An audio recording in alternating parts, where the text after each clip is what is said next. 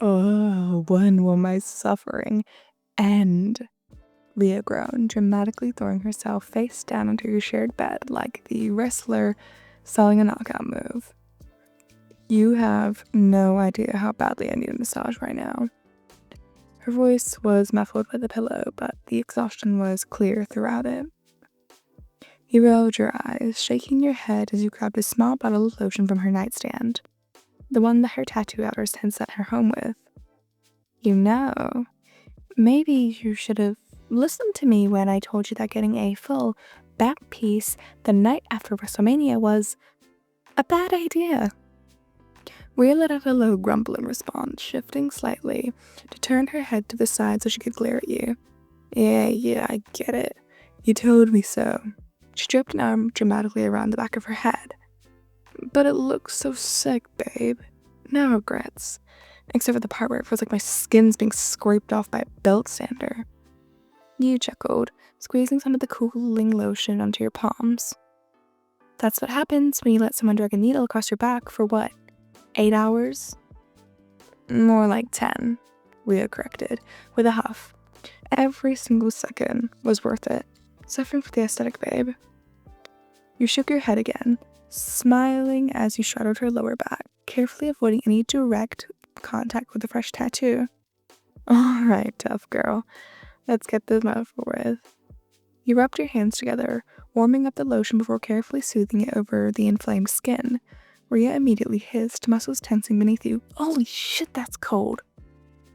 Stop being dramatic, you teased, running your palms gently across the expanse of her back. Even with her toned muscles, her body felt warm and soft beneath your touch.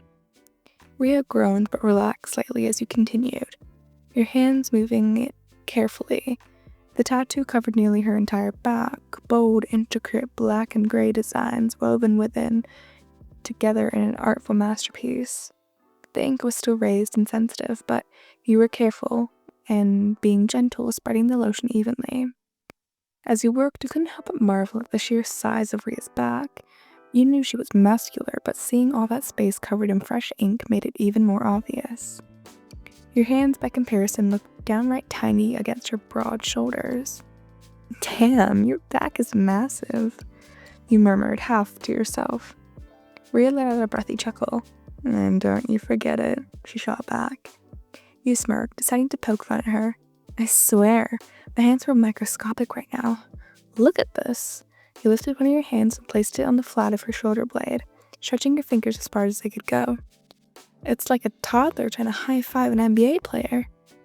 Rhea snorted, twisting slightly so she could glance back at you. Oh, come on, it's not that bad. Want to bet? You chuckled. You shifted off of her, sitting cross-legged beside her on the bed. Here, give me your hand.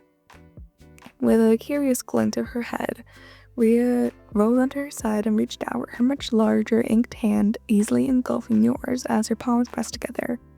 The difference was comical, while your fingers barely reached the base of her own. Hers stretched past yours entirely, her fingertips hovering well beyond the tips of yours. Rhea grinned like a kid who just found out their secret superpower. Damn, babe, you got some itsy-bitsy little hands. You scoffed, playfully swatting her. It's not my fault. You're built in a WWE lab for optimal championship destruction. Rhea barked out a laugh, her grin widening. I am pretty impressive, huh? She wiggled her fingers, flexing them, playfully tickling them, with yours for interlocking. But I think your tiny hands are cute, like dangerously so. Your cheeks warmed up at the compliment and you rolled your eyes. Oh, shut up. No, really. Rhea's voice took on a more teasingly affectionate tone as she gave your fingers a gentle squeeze. It's adorable. Like, when you grab my face with both hands, it feels like I'm being cradled by a baby squirrel. You snorted. Did you just compare me to a squirrel? A baby squirrel, Rhea corrected smugly. You know, like the little ones with the fluffy tails and the big shiny eyes and, the ones that could probably fit in my palm. Oh my god, stop. You tried to pull your hand away, but she tightened her grip, laughing as she tugged you closer. Nah, no escaping now, little hands. She shifted, pulling you into her arms and pressing a gentle, quick kiss to the warm of your temple. You're mine. You sighed dramatically. This is my life now. Rhea grinned, pressing another kiss to your cheek. Yep. You huffed, though you couldn't help but smile as she intertwined your fingers once more. Fine, but just know I'm so getting revenge on you for that squirrel comment. Oh yeah? Rhea challenged, raising a brow. And what exactly are you gonna do, slap me with your tiny little hands? You gasped in mock offense. I was gonna be nice, but now I'm making sure your next lotion session is extra cold. Rhea's eyes widened slightly. Hey, wait, let's not be too hasty here. Too late. You're already reaching for the lotion bottle again, giving her an evil grin as you squeezed a generous amount on your palm. Rhea immediately flinched. Babe, wait, let's talk about this. But you didn't wait. With a gleeful vengeance, you placed your cold hands right on her back, spreading the lotion with dramatic flair. Rhea screamed. Oh, you little... You burst into laughter as she flared dramatically beneath you, groaning about the betrayal while you worked the lotion into her skin. Revenge served. It's best served cold. You're lucky I love you, she grumbled out, though the fondness in her voice betrayed her words. You grinned, leaning down to press a kiss to her shoulder blade. I know. Rhea sighed, relenting as she melted beneath your touch once more. Okay, fine. I do like having you take care of me. You smirked, running your fingers gently across the healed portions of her tattoo. Told you so. Rhea groaned. Ugh, I hate when you're right. You just laughed, curling up beside her as she let out a content sigh. Even with your tiny hands, you knew she wouldn't trade them for the world. Time skip. Morning after Monday Night Raw. They were always rough. But this one, God, it was brutal. Rhea groaned dramatically. She sat up in her bed, rubbing the sleep from her eyes. You yawned beside her. The two of you had stayed up late, mostly because Rhea was insisting on complaining about her tattoo, and making fun of your so-called tiny hands, in between bursts of dramatic suffering. You okay? You mumbled, voice still thick with sleep as you stretched. No, Rhea deadpanned. I'm never okay. You chuckled, shifting so you could run a gentle hand down her back, careful not to press too hard in her fresh ink. You're gonna make it through the day, right, tough girl? You teased. Rhea groaned, letting her head fall back against her shoulder. Not unless I get like 5 more hours of sleep and someone to carry me around all day. You smirked. Yeah, I definitely think that won't be me. Rhea lifted her head just enough to give you a playful glare. You're supposed to be my supportive and loving partner. I am, you complained, and pressed a quick kiss to her cheek. But I'm also like kind of a half of your size, and if anyone's carrying anyone, it's you carrying me. Rhea considered that for a moment before nodding. Yeah, okay, fair, I'll allow it. You shook your head with a fond smile. So, we gonna get up? Come on, champ, you said before slipping out of bed. We got a fight to catch. Rhea groaned. She was very tired and not really ready to spend a bunch of hours in a plane.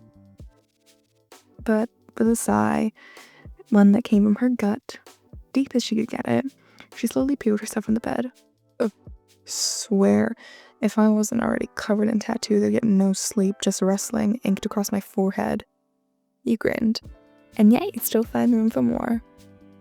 After a long shower, and even longer attempts to get Rhea to stop flexing in the mirror to admire her tattoo, the two of you were finally dressed and heading towards the airport.